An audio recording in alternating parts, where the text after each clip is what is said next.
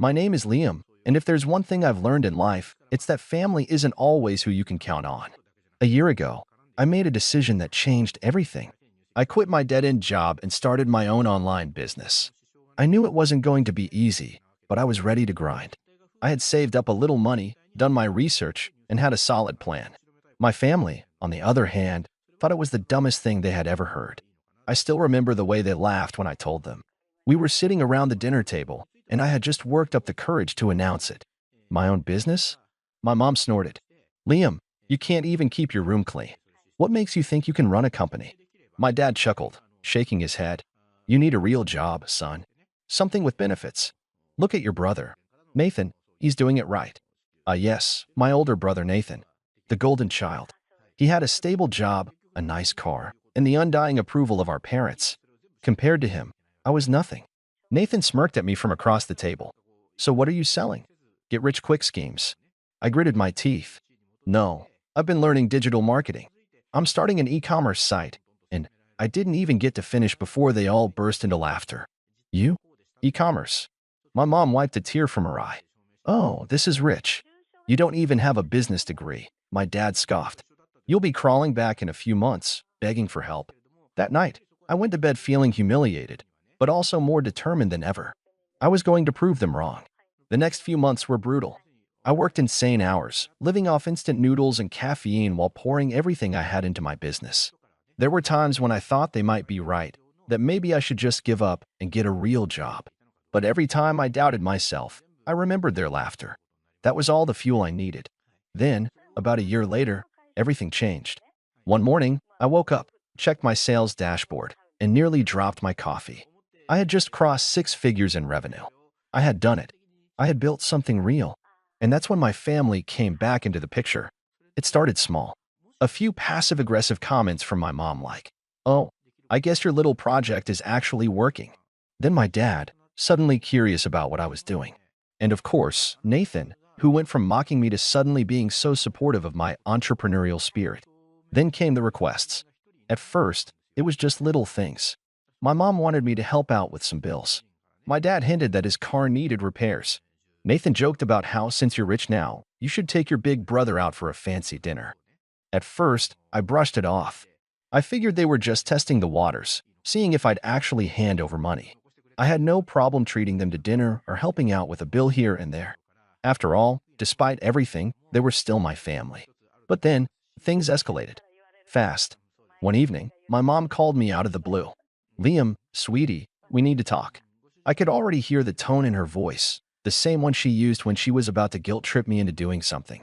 What's up? I asked. Well, she sighed dramatically. Your father and I have been struggling a bit financially. It's nothing major, but we were thinking, since you're doing so well now, maybe you could help us out. You know, just until we get back on our feet. I frowned. How much are we talking? Oh, not much, she said quickly. Just $20,000. I almost dropped my phone. 20,000? Yes, sweetheart. And it's not like we wouldn't pay you back. You know we always support you. I nearly laughed at the irony. They always supported me? Yeah, right? I hesitated for a second before responding. I don't know, Mom. That's a lot of money. What do you even need it for? There was a long pause. Then she cleared her throat. Well, your father and I were thinking about remodeling the kitchen. I couldn't believe what I was hearing. It wasn't for medical bills. It wasn't for an emergency. They just wanted to upgrade their damn kitchen. Mom, I'm sorry, but that's not something I can just— Liam, she snapped, her voice turning cold. You owe us. We raised you, fed you, gave you a roof over your head. The least you can do is help your family. There it was. The classic guilt trip. I sighed. I appreciate everything you did for me growing up, but that doesn't mean I'm a bank. Before she could respond, I heard my dad in the background. What's taking so long? Tell him we'll take 30 if he's feeling generous. 30. I hung up. That should have been the end of it. But of course, it wasn't.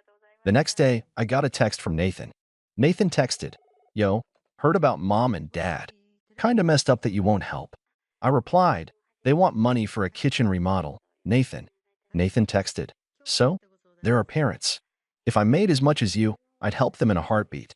I responded, Then you give them the money. Nathan texted, I don't have it. I replied, Exactly. He left me on read after that. But the real explosion happened that weekend.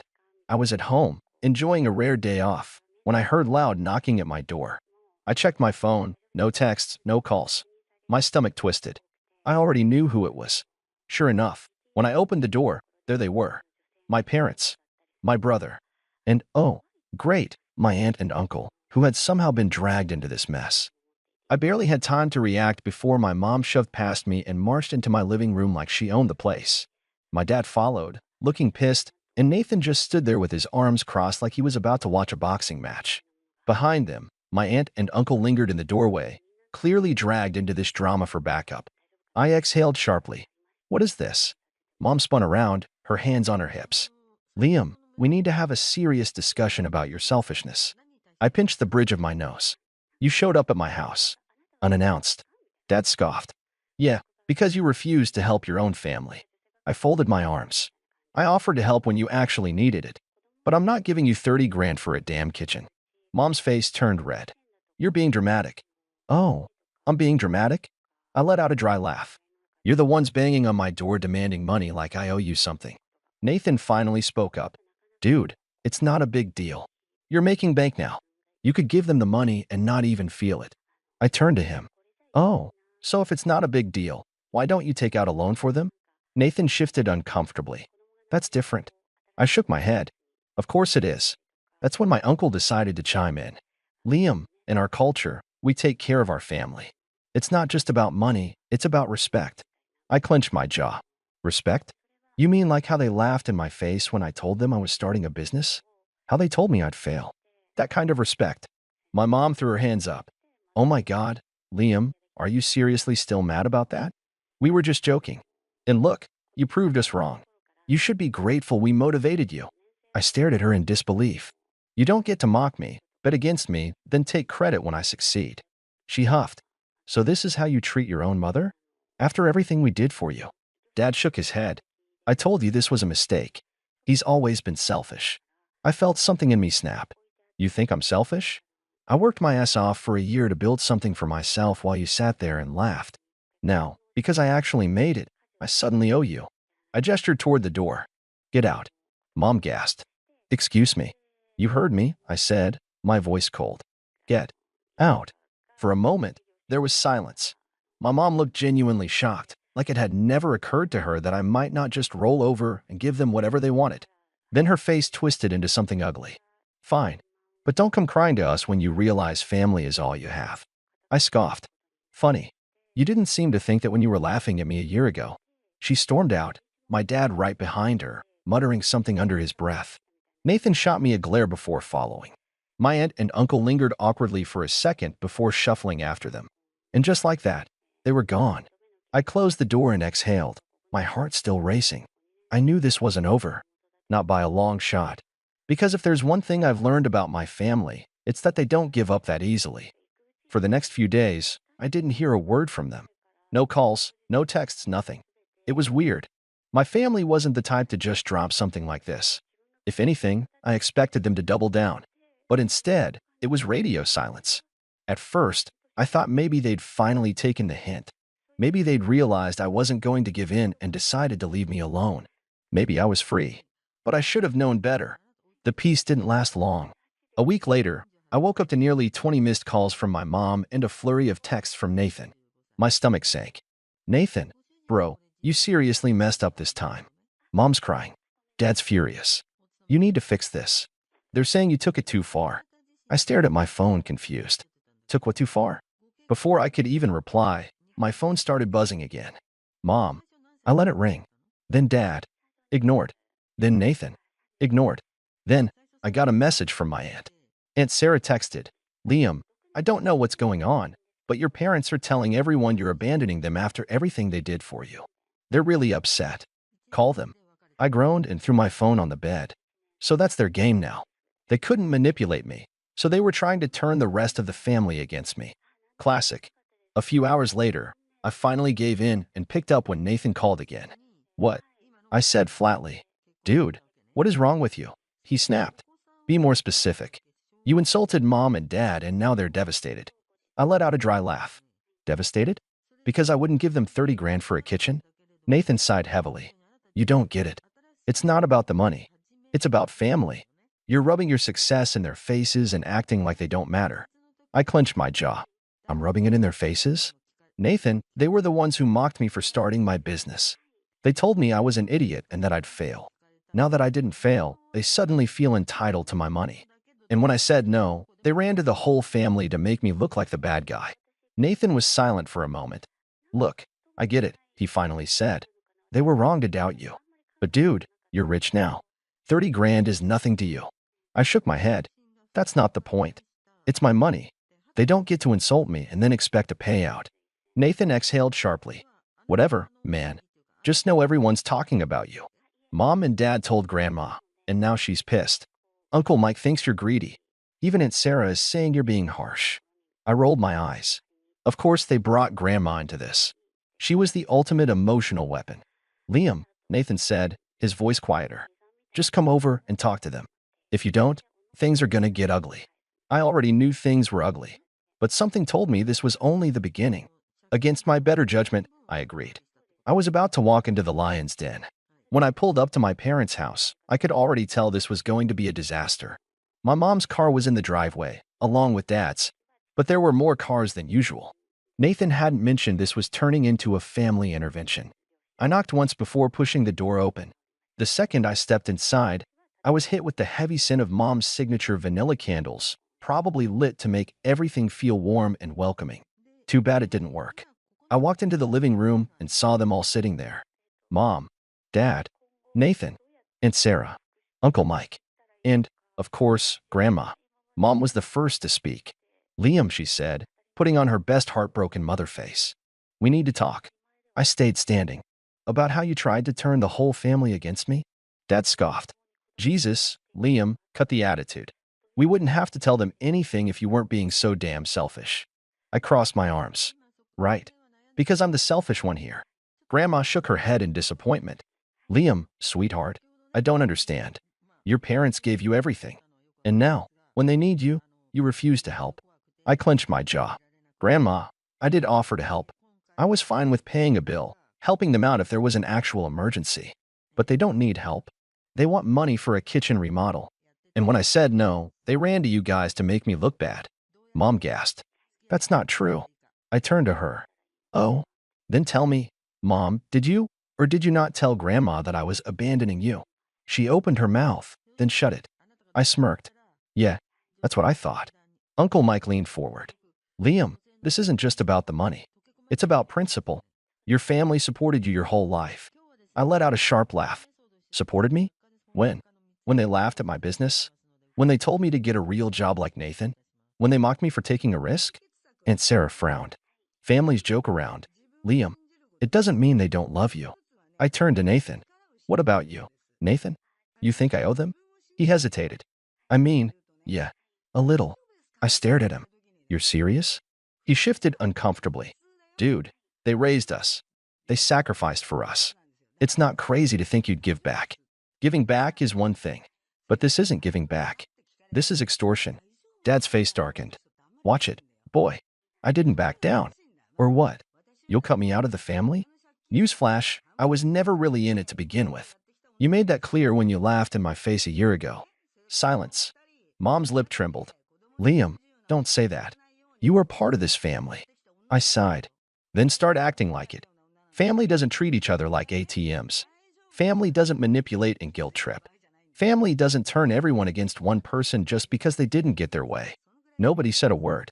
Then Dad let out a sharp breath. You know what? Fine.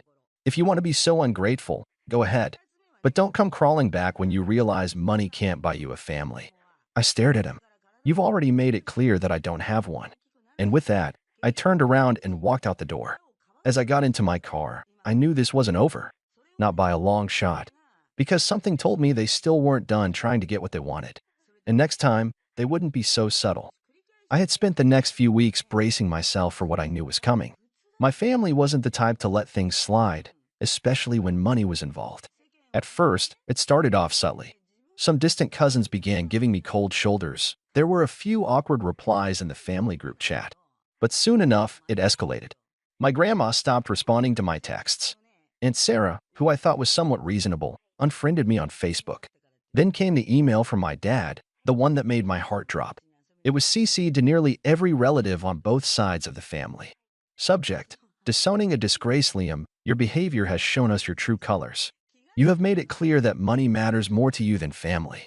You have humiliated us, turned your back on the people who raised you, and refused to show an ounce of gratitude for the sacrifices we made. Since you no longer wish to be part of this family, we are making it official. Do not contact us again. I stared at the email for what felt like an eternity. My hands clenched into fists. Unbelievable. This was their final move, the ultimate guilt trip. They wanted to paint me as the villain, as if I had abandoned them, when all I had done was try to build a life of my own. Yet, despite everything, I couldn't help but feel a twinge of hurt. I'd held on to the faint hope that, maybe, just maybe, they would come around. That they would understand that my business wasn't just a passing phase, but something I was passionate about. That they'd see I wasn't some failure. But now, this email shattered that illusion completely. They wanted me gone? Fine. But they were about to regret it. I wasn't going to let this slide. If they wanted to paint me as the bad guy, then I was going to tell the full story. So, I spent the next couple of hours writing up the most honest, unapologetic email of my life. Subject: the truth. Since my own parents have decided to blast me to the entire family, I think it's only fair that everyone knows the full story. For those of you who don't know, my parents and brother mocked me when I started my business. They called me a failure, told me to get a real job like Nathan. They laughed when I struggled. Now, 1 year later, that same business is successful, and suddenly, they believe they deserve a cut. They didn't need help with bills. They didn't need money to survive. They wanted $30,000 for a luxury kitchen remodel. When I refused, they ran to everyone they could and painted me as a greedy monster. But let's be clear, this was never about family. This was about control. They don't care about me. They care about what I can give them. And now that I've finally set boundaries, they're throwing a tantrum like spoiled children. If any of you still believe their sob story, that's your choice. But I won't be manipulated, and I won't be guilt-tripped. Mom, Dad, Nathan, I hope your new kitchen is worth it. Goodbye. I hit send and waited. And let me tell you, the fallout was something else. The first call came from Aunt Sarah. She was furious, but not at me. I knew something was off, she said. They made it sound like you just cut them off for no reason. Then Grandma called. Liam, sweetheart, I had no idea they were treating you like that. I'm so sorry. One by one, family members began reaching out. Some were apologizing for believing the lies. Others just wanted to gossip. But the best part? People started to turn against my parents. Uncle Mike, who had always been one of their biggest defenders, sent me a text. He said, I don't blame you. That's insane. Nathan, on the other hand, was furious. He texted, nice job, you just embarrassed Mom and Dad in front of everyone. I responded, they embarrassed themselves. He texted back, you could have just ignored them, but no, you had to be dramatic. You've completely ruined your relationship with them. I stared at his message, a smirk forming on my lips. Ruined my relationship with them? Good. That email was the final nail in the coffin. My parents went on the attack, cutting off all contact with me. No more guilt trips. No more manipulative messages. Nathan, always their golden child, stuck by their side, but by this point, I didn't care. Meanwhile, half the family was on my side. The other half stayed neutral, but one thing became painfully clear. My parents' perfect reputation was shattered. And as for me, I was finally free. For the first time in my life, I didn't need to prove myself. I didn't need to seek their approval or constantly fight for their respect. I didn't need to be their punching bag. I was done. And it felt incredibly good.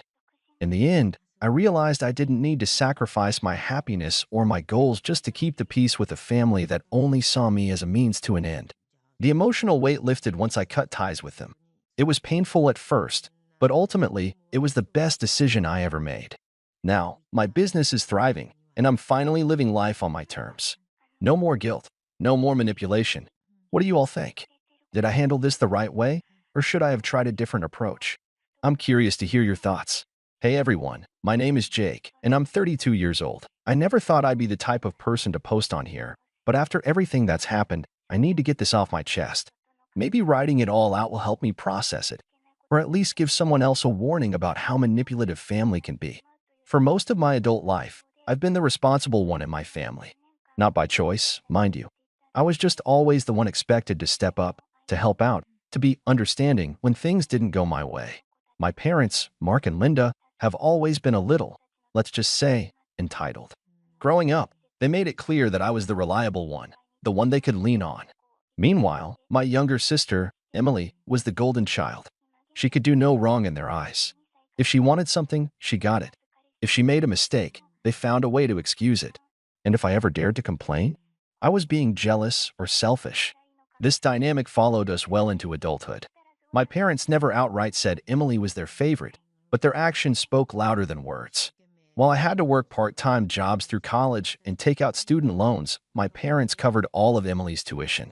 When I saved up for my first car, they suddenly found money to buy Emily a brand new one for her 18th birthday. Little things like that. It stung, but I told myself that as long as I worked hard, I could be independent. I wouldn't need their favoritism. Then, about 5 years ago, my parents came to me with a request. No, a plea. They were struggling with their mortgage payments and were at risk of losing their home. Now, I knew they weren't great with money, but I had no idea just how deep their financial problems went. They sat me down, looking as pitiful as possible, telling me how they had nowhere else to turn. They guilt-tripped me hard, reminding me of everything they had sacrificed for me growing up. The way they framed it, it wasn't even a question. It was my duty to help them. I was hesitant. I had just started getting my own finances in order. But they pushed and pushed, saying they'd only need help for a little while. That it was just a temporary setback. That they would pay me back when things got better. And like a fool, I gave in. For 5 years, I covered their mortgage. It wasn't easy, but I made it work. I cut back on luxuries, skipped vacations, and focused on making sure they had a roof over their heads. They never once showed any intention of paying me back. But I figured, fine, they're my parents. Maybe this was just my way of giving back. Then, a few months ago, I found out something that made my blood boil. My sister, Emily, was getting married. The wedding itself wasn't surprising. She had been with her fiancé for years, but what did shock me was the gift my parents had for her. Their house. The same house I had been paying off for 5 years. I wasn't even the one they told. I found out through a mutual family friend who casually mentioned it in conversation, assuming I already knew. When I confronted my parents, they had the nerve to act like I was overreacting. "You're doing well for yourself," my mom said, brushing it off. "You don't even need the house." My dad chimed in, "Emily's starting a family now. She needs stability." As if I hadn't spent half a decade ensuring their stability.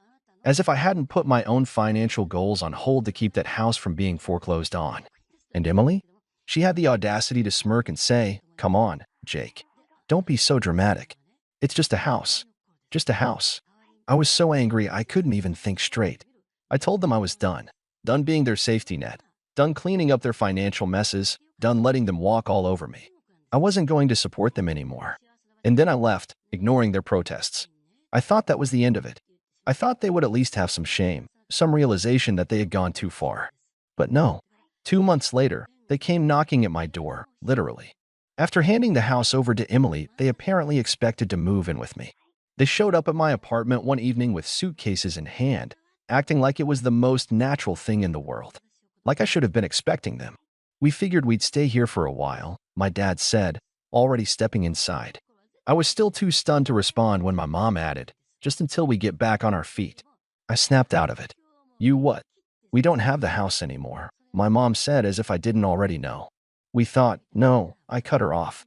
"Absolutely not." They looked genuinely shocked. "What do you mean?" "No," my dad asked, as if the concept was foreign to him. "I mean you're not moving in with me. Ever." Their shock turned to anger instantly. "After everything we've done for you," my mom demanded. "Done for me?" I laughed, but there was no humor in it. "You mean, like, letting me pay your mortgage for 5 years just so you could give the house to Emily?" "Jake, you're being ridiculous," Emily suddenly chimed in. I hadn't even realized she was there, standing just outside my door, arms crossed, watching the whole thing unfold. I turned to her. "What are you even doing here?" "I drove them," she said, rolling her eyes. "And honestly, you owe them. They took care of you for years. Now it's your turn." I couldn't believe what I was hearing. "I owe them," I repeated. "I already paid their mortgage." "What have you done?" Emily scoffed. "I accepted the house because they offered it to me. It's not my fault you're bitter about it." That was it. That was the moment I decided there was no coming back from this. I told them all to leave and slammed the door in their faces. They banged on it for a while, yelling about how I was ungrateful, selfish, cruel. But I didn't care. I was done. A week passed, and I was finally starting to feel like things had settled down. My parents hadn't tried to contact me again, and Emily, thankfully, hadn't sent me any passive-aggressive text about how families should support each other. Then, one evening, I got a knock at my door. I wasn't expecting anyone, and when I looked through the peephole, my stomach dropped. It was a cop. I opened the door, trying to stay calm. "Can I help you, officer?" The officer, a man in his mid-40s with a tired expression, gave me a once-over. "Are you Jake, last name?" "Yeah, that's me." He pulled out a notepad and glanced at it. "We received a report from your parents, Mark and Linda, last name. They're claiming that last night, you came to their home. Well, I guess it's your sister's home now, and broke one of the windows. Do you have any idea what this is about?" I almost laughed. Almost. "Wait, you're telling me my parents called the cops on me? For something I didn't even do?" The officer sighed, rubbing his temple like he was already regretting being here. "That's why I'm here to ask. They claim you came by around 11 p.m. and deliberately smashed a window. They've even provided a supposed witness statement from your sister. Unbelievable." I exhaled slowly, forcing myself not to explode. "I haven't been anywhere near that house. In fact, I can prove I was at home the entire night." The officer raised an eyebrow. "You have proof?" I pulled out my phone and opened my security camera app. I had installed cameras outside my apartment door months ago after a neighbor had their package stolen. Lucky for me, the system automatically recorded footage whenever there was movement. I scrolled to the footage from last night and turned the screen toward the officer. "Here," I said, tapping play. The footage showed me arriving home at 7 p.m. and not leaving again. The camera had a clear view of my front door, and no one had come or gone after that. I even had timestamped footage of me stepping out onto my balcony around 11:15 p.m., the exact time they were claiming I was vandalizing the house miles away. The officer watched for a few seconds, then nodded. "All right, that's pretty solid. Do you have any texts or calls from them yesterday?" I scrolled through my messages and showed him the complete lack of communication. No texts, no calls. I didn't even think about them yesterday. I folded my arms. "They're lying." The officer let out a slow breath and closed his notepad. "All right, I figured something wasn't adding up. Your sister said she saw you, but this footage makes that impossible." I scoffed. "Of course she did." He gave me a sympathetic look. "Look, I'll go back and talk to them, but I'll be honest with you. Filing a false police report is a serious offense.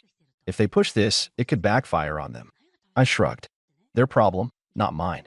The officer nodded. "I'll let you know if anything else comes up. Sorry for the trouble." After he left, I sat down and let out a long breath. They had actually tried to frame me, my own family, and they weren't done yet. Because 2 days later, I got another call. And this time, it was worse. I was at work when my phone rang. It was an unknown number. I normally ignored those, but something told me to pick up. "Hello, Jake," a professional voice asked. "Yes, who's this?" "This is Officer Reynolds from the local department. I was hoping you could come down to the station. It's regarding your parents, Mark and Linda." I frowned. "What's going on?" There was a pause. "It would be better if we discussed it in person." That was never a good sign. I left work early and went straight to the station. When I arrived, Officer Reynolds led me into a small room. He sat across from me, a file in his hands. "We looked into the vandalism report your parents filed against you," he began. I nodded. "And?" He exhaled. "It's not looking good for them." I raised an eyebrow. "Meaning?" Officer Reynolds leaned forward. "The window wasn't broken from the outside. It was broken from the inside." I blinked. "What?" He nodded. "We had an officer go back and examine the damage. The glass fell inward, not outward. Meaning whoever broke it was inside the house when it happened." I let that sink in. "You're telling me they broke their own window?" He didn't answer that directly. "What I am saying is that your parents' story doesn't line up. Not only that, but the neighbor's security camera caught something interesting." He pulled out a laptop and turned the screen toward me. It was a grainy video from across the street, angled toward the front of my sister's house. The footage was timestamped at 11:02 p.m. It showed my mother standing by the window. Then, suddenly, she swung something, a bat? A crowbar? It was hard to tell. The glass shattered, and she jumped back. My father appeared a moment later, waving his arms like he was yelling at her. Then they both hurried inside. I stared at the screen. I had no words. Officer Reynolds shut the laptop. Given this footage and the fact that your alibi is airtight, we have enough to charge them with filing a false police report. I ran a hand down my face. Are you seriously telling me my own parents tried to get me arrested over a broken window they destroyed? It looks that way, he said grimly. The question now is, do you want to press charges? I froze. This was it. The moment they had pushed me to. They had thrown everything at me: guilt, manipulation, false police reports. They had stolen from me, used me, and when I finally said no, they tried to ruin me. And now I had the power to turn the tables. I exhaled. What happens if I do? Officer Reynolds clasped his hands together. Filing a false report is a misdemeanor, but because they implicated you in a criminal act, it could be bumped to a more serious charge. They could face fines or even jail time. Jail. For my parents. A part of me hesitated. No matter how awful they had been, this was serious. But another part of me, the part that remembered every manipulation, every time they had made me feel like I was just their personal ATM, felt nothing. I sat there for a moment, letting the weight of my decision settle in. Pressing charges against my own parents? A few years ago, I wouldn't have even entertained the idea. But now, after everything they had done, after they tried to frame me for a crime just because I refused to let them take advantage of me again? No, I wasn't about to let this slide. I looked Officer Reynolds in the eye.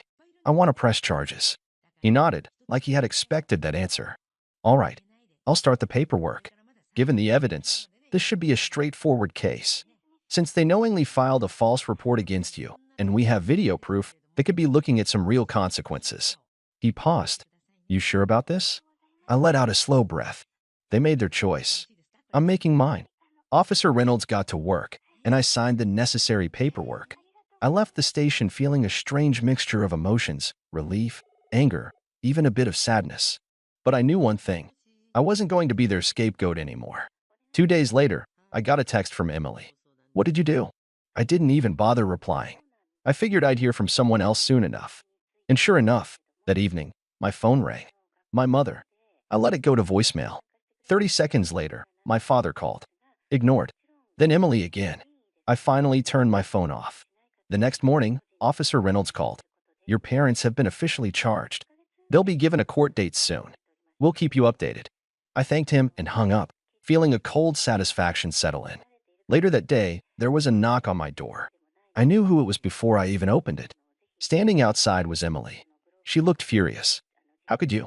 She hissed, pushing past me into the apartment. They're our parents, Jake. You really called the cops on them. I folded my arms. No, they called the cops on me. I just made sure the truth came out. She scoffed. Oh, come on. So they made a mistake, a mistake? I cut in, my voice rising. Emily, they tried to get me arrested.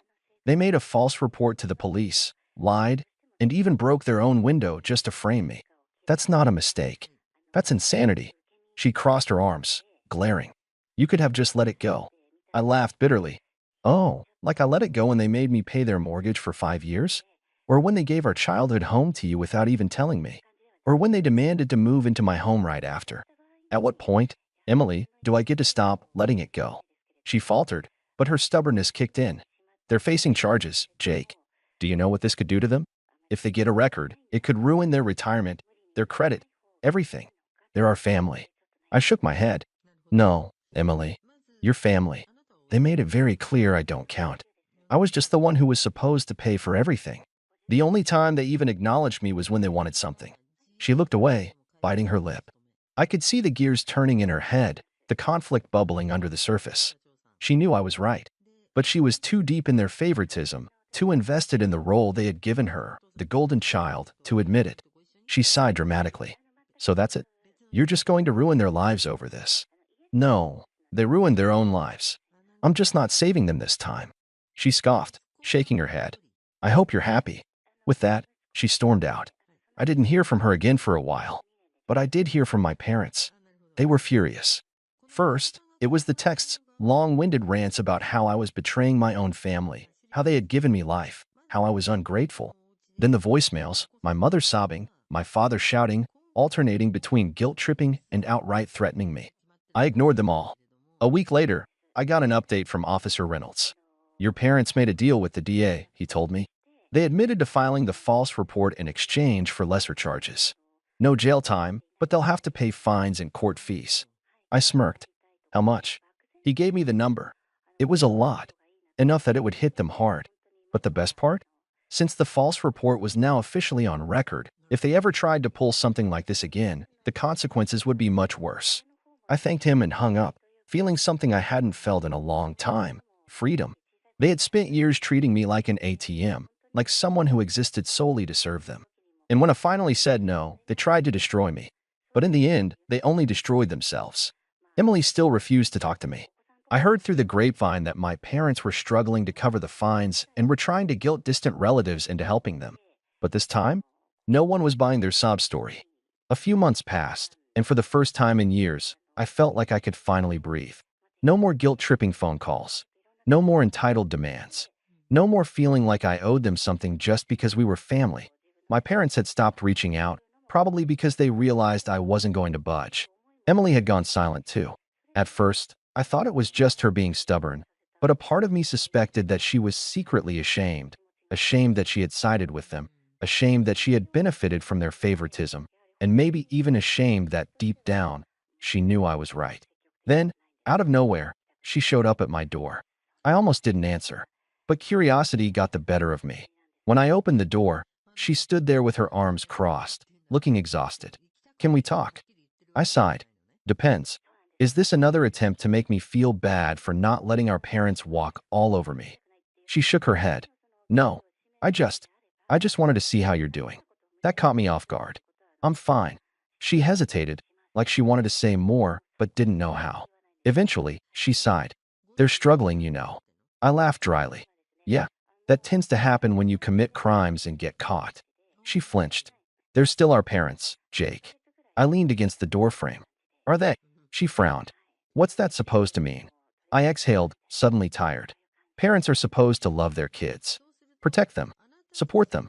Not treat them like a walking paycheck and then throw them under the bus the second they stop giving.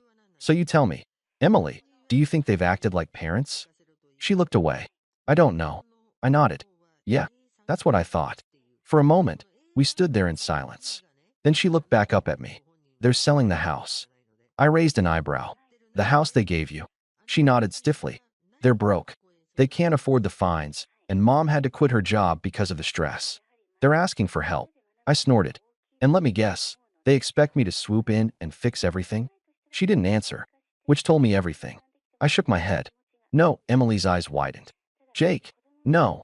I repeated, my voice firm. "They did this to themselves. They chose this. I'm not going to spend another second, or another dime, cleaning up their mess." She exhaled sharply, running a hand through her hair. "I knew you'd say that.